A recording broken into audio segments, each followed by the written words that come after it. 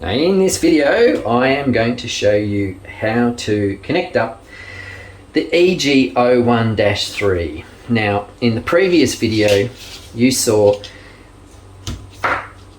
the connections for the temperature sensor, so I won't repeat doing that, but the two black cables from your temperature sensor connects onto the two white wires marked as sensor 1.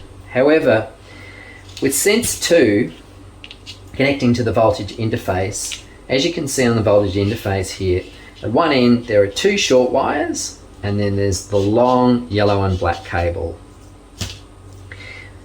So in this case we are connecting the yellow only to the yellow only cable.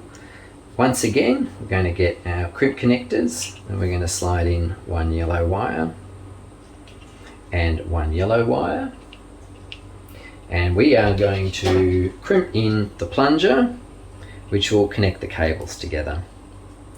Then we're going to repeat this for the second wire, which, if you note, very importantly has a black trace. So you must connect yellow to yellow, yellow and black to yellow and black. So I'm going to use the second connector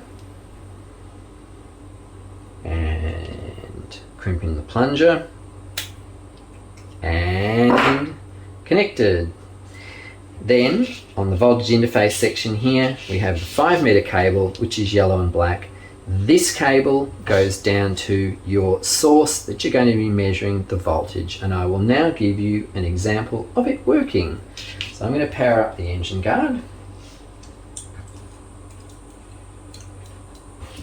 I'm going to connect up input 1 and on the display at the moment it's showing temperature on input 1, then on input 2 at the moment it's showing 0 volts. I'm going to then connect my yellow and black cable to a source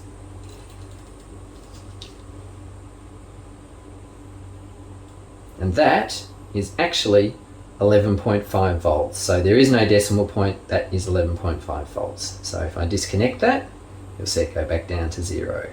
Now fairly typically this model is used on either a dual battery setup or to monitor alternator voltage.